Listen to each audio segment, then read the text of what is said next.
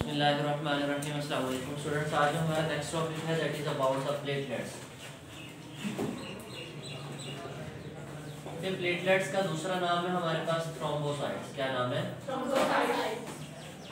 Thrombocytes. Previous lectures में हमने RBCs red blood cell का दूसरा नाम देखा, दैट वाज एरिथ्रोसाइट्स, और व्हाइट ब्लड सेल्स का दूसरा नाम ल्यूकोसाइट्स। हमने सेल्स के नंबर, उनकी प्रोडक्शन, उनका फंक्शन, अगर उनकी टाइप्स थी तो वो डिस्कस की थी। हमने कहा था हमारे पास जो ब्लड होता है उसके दो मेजर कंपोनेंट होता है, एक सेल लाइक बॉडीज और दूसरी चीज क्या होती है? Cell like bodies and blood cells. जो ब्लड सेल्स थे वो कल हमने पढ़ लिए, रेड ब्लड सेल और व्हाइट ब्लड सेल्स। अब जो हमारे पास प्लेटलेट्स हैं, हम कहते हैं ये सेल्स नहीं है, ये प्रॉपर सेल्स, ये सेल लाइक बॉडीज हैं। ये क्या है? Cell like bodies. ये प्रॉपर सेल कहलाने के काबिल नहीं है। जैसे एक सेल की मेम्ब्रेन होती है, उस मेम्ब्रेन, सेल की मेम्ब्रेन है, उसके अंदर न्यूक्लियस है, उसके साइटोप्लाज्म है, उसके बाकी कंपोनेंट्स हैं, इस तरह इनके पास वैसी चीजें मौजूद नहीं है, तो इसलिए ये सेल नहीं कहलाते, लेकिन सेल्स की तरह के होते हैं, सेल्स की। इसलिए हम इनको कहते हैं कि प्लेटलेट्स जो है ये क्या है? Cell like bodies. ये कहाँ से बनते हैं फिर? Actually these are the parts of या fragments of large bone marrow cells. Large bone marrow cells, हमारे बोन मैरो के सेल्स होते हैं बड़े बड़े, उनके ये फ्रेगमेंट्स हैं और उनको हम क्या कहते हैं? Mega karyocytes. क्या कहते हैं? Mega karyocytes. Mega karyocytes. Platelets अगर कोई आपसे पूछे कि ये कहाँ से बनते हैं, ये बनते हैं हमारे बोन मैरो से ही हैं। बनते हैं हमारे बोन मैरो के जो सेल्स होते हैं उनके बड़े बड़े ये फ्रेगमेंट्स हैं, उन सेल्स के ये फ्रेगमेंट्स हैं, यानी कि सेल्स के टुकड़े हैं, सेल्स के टुकड़े हैं। इसीलिए हम इनको सेल लाइक कहते हैं, क्योंकि सेल के ही पार्ट्स हैं ना ये। तो these are the fragments of large bone marrow cells। हमारे बोन मैरो के वो सेल्स जो बड़े बड़े होते हैं उनके ये फ्रेगमेंट्स हैं, जिनका नाम क्या है? Mega karyocytes. क्या नाम है? Mega karyocytes. अब वो कहता है कि जो प्लेटलेट्स हैं इनके नंबर कितने होते हैं? अबाउट 250,000। कितने होते हैं? 250,000। 2,50,000 इनके नंबर हैं पर मिलीमीटर क्यूब ऑफ ब्लड, पर मिलीमीटर क्यूब ऑफ ब्लड। ठीक है। और अगर इनका लाइफ स्पैन देखें हम, तो इनका मैक्सिमम लाइफ स्पैन जो है बेटे वो 7 to 8 डेज है। 7 से 8 दिन इनका जो है वो लाइफ स्पैन है। उसके बाद ये खुद ही डिस्ट्रॉय हो जाता है, उसके बाद ये खुद ही डिस्ट्रॉय हो जाता है। यहाँ तक बात समझ आई? अब इनका मेन फंक्शन क्या है? What is the function of platelets? जैसे हमने रेड ब्लड सेल का दूसरा नाम देखा था एरिथ्रोसाइट्स, व्हाइट ब्लड सेल्स का दूसरा नाम देखा था ल्यूकोसाइट्स। वो नाम हमने किसी रीजन की वजह से रखा था। जैसे हमने कहा था ल्यूको का मतलब क्या होता है? कलर है। तो हमने कहा था व्हाइट ब्लड सेल्स के पास कोई पिगमेंट नहीं होता।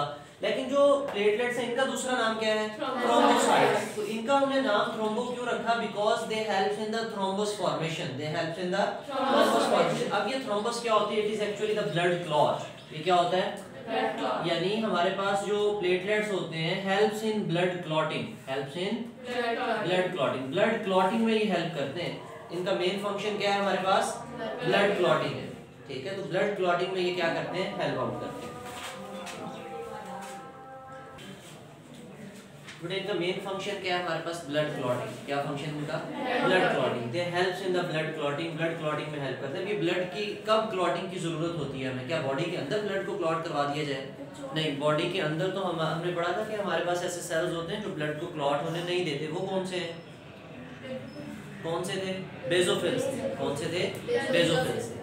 तो इसी तरह हमारे पास ब्लड क्लॉटिंग में जो हेल्प करते हैं वो कौन से हैं? थ्रोम्बोसाइट्स। ऑब्वियसली ये कब ब्लड क्लॉट करवाएंगे? जब हमें कोई कट लगेगा, कोई ब्लीडिंग हो रही होगी, हमें कोई जो है ना वो हेमरेज होगी, चोट आएगी, तो उस चोट के अंदर जब भी हमें कहीं पे जख्म होगा, एंडोथेलियल रप्चर होगी, हमारी ब्लड वेसल की लाइनिंग, ब्लड वेसल की दीवार रप्चर होगी, वहाँ से ब्लड बाहर आ रहा होगा, तो ये जो ब्लड वेसल्स की दीवारें हैं वो इनको एक्टिवेट कर देती हैं प्लेटलेट्स को। प्लेटलेट्स को क्या कर देती हैं? जब ये एक्टिवेट होते हैं, आमतौर पे ये इनएक्टिव रहते हैं ब्लड में, जब ये एक्टिवेट होते हैं तो ये स्टिकी हो जाते हैं। ये क्या हो जाते हैं? स्टिकी। एक तो ये इकट्ठे होना शुरू हो जाते हैं, स्टिमुलस मिलता है तो एक जगह पे जहाँ पे इंजरी है वहाँ पे इकट्ठे होना शुरू हो जाते हैं और ये स्टिकी हो जाते हैं। क्या हो जाते हैं? स्टिकी हो जाते हैं। जब ये स्टिकी हो जाते हैं तो ये एक प्लग बना देते हैं, टेम्परेरी प्लग बना देते हैं। प्लग किसे कहते हैं? जैसे किसी सुराख को बंद करने के लिए हम वहाँ पे कोई चीज़ लगा दें, जैसे आपके पास ये स्विच होता है, इसके अंदर हम प्लग लगाते हैं, कोई भी शू लगा देते हैं, स्विच लगाते हैं किसी भी चीज़ का, तो वो हम इसको कहते हैं प्लग कर दो। तो तो इसी तरह हमारे पास जहाँ पे ब्लीडिंग हो रही होती है तो ये एज अ टेम्पोरेरी प्लग बनाते हैं, वहाँ पे क्या बनाते हैं, टेम्पोरेरी प्लग बनाते हैं। ठीक है, टेम्पोरेरी प्लग का मतलब क्या है, ये आर्जी तौर पे उस ब्लीडिंग को रोक देते हैं, आर्जी तौर पे उस ब्लीडिंग को। आपने देखा होगा कि कभी अगर हमें ब्लीडिंग हो रही हो तो कोई पिंपल वगैरह अगर हम उसके ऊपर फ्राश करें तो उसमें से ब्लीडिंग शुरू हो जाए, थोड़ी देर हम उसको प्रेस किए रखें तो वहाँ ब्लीडिंग स्टॉप हो जाती है। अगर फिर उसको हम छेड़ दें ऊपर से, उसका जो क्लॉट है उसको हटा दें तो फिर दोबारा ब्लीडिंग स्टार्ट हो जाती है। तो वो जो ब्लड का क्लॉट है, यानी कि बॉडी से बाहर जैसे ही ब्लड आता है तो ब्लड क्लॉट करता है, तो वो क्लॉटिंग किसकी वजह से होती है, मेनली प्लेटलेट्स की वजह से। किसकी वजह से होती है, प्लेटलेट्स की वजह से। तो what is the major function of the platelets, helps in blood clotting, helps in blood clotting.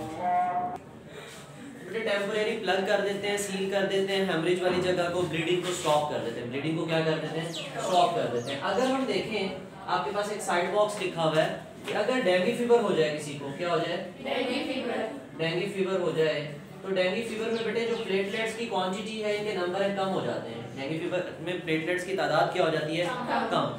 जब प्लेटलेट्स की तादाद कम हो जाती है तो हमारा ब्लड जो है वो थिन हो जाता है, पतला हो जाता है। क्या हो जाता है, थिन हो जाता है।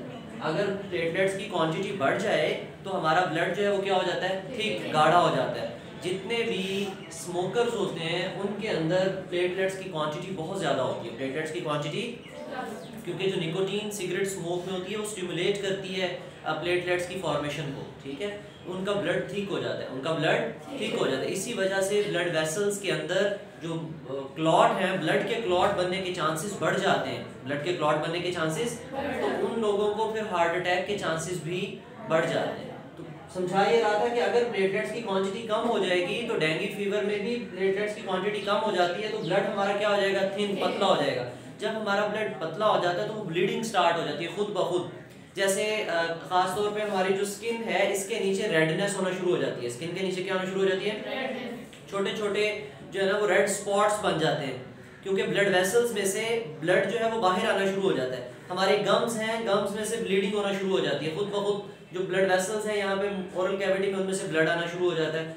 ठीक है, इसी तरह रैशेस हो जाते हैं पूरी स्किन के ऊपर। तो किस वजह से, due to decrease number of platelets count जब कम हो जाते हैं तो जिसके नतीजे में हमें ब्लीडिंग के चांसेस होते हैं। फिर एक और भी साइड बॉक्स है कि हाउ द पस इज फॉर्म, पस कैसे बनती है। वो कहता है व्हाट इज पस, पस इज अ वाइट सब्सटेंस, ये एक वाइट कलर की सब्सटेंस होती है। जहाँ पे भी हमें इन्फेक्शन साइट नजर आती है ये वहाँ पे हमें नजर आती है।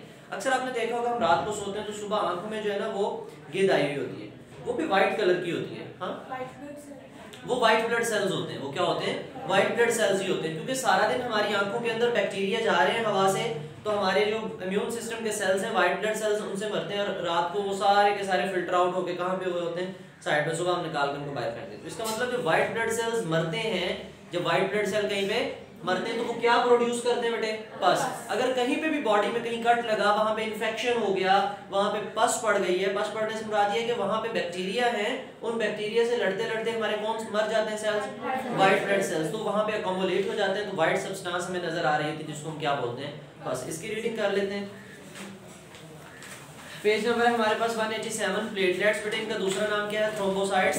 These are not the cells, ये सेल्स तो नहीं है, but are the fragments of large cells of the bone marrow. ये बोन मैरो के बड़े बड़े सेल्स के हिस्से होते हैं, कॉल्ड मेगाकैरियोसाइट्स। जो मेगाकैरियोसाइट्स हैं उनके ये पार्ट्स हैं, उनके ये पार्ट्स हैं। बनते कहाँ पर, बोन मैरो में ही बनते हैं ये भी। They don't have any nucleus, इनमें भी न्यूक्लियस नहीं होता, एंड एनी पिगमेंट, इनमें भी कोई पिगमेंट नहीं होता। न्यूक्लियस नहीं है, सेल ही नहीं है, तो न्यूक्लियस कहाँ से आएगा। तो ये दूसरी भी बात आपसे पूछी जाती है कि ऐसे कौन से सेल्स हैं हमारी बॉडी में जिनमें न्यूक्लियस नहीं होता। तो पहले कौन से हमने याद किए थे, रेड ब्लड सेल्स, और दूसरे कौन से हैं। फिर आपसे कोई बारीकी में पूछे तो हम बता देते हैं कि ये सेल्स नहीं है, लेकिन सेल्स की तरह के हैं, सेल लाइक बॉडीज हैं।